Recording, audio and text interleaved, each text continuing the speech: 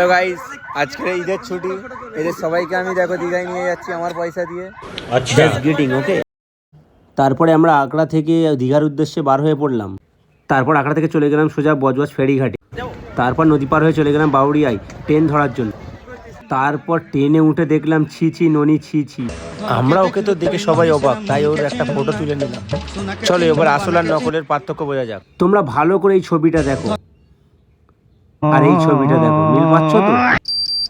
তারপর ফাইনালি 3 ঘন্টা পর দীঘায় নেমে গেলাম আমরা।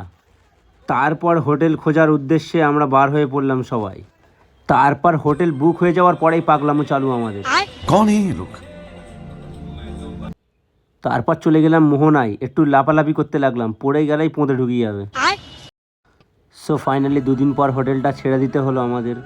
সবারই মন খারাপ, খুব এনজয় করছিলাম। এবারে ঘরে যাব, ফের কাজ চালু হবে, কাজ করবো, এসব দিনগুলো সব ভুলে যাব। থাক, সব মজা করো, কেউ কাউকে হিংসা করো না। সো গাইস, ভিডিওটা ভালো লাগলে লাইক করো আর এরম ভিডিও দেখার জন্য আমাকে সাবস্ক্রাইব করে নাও।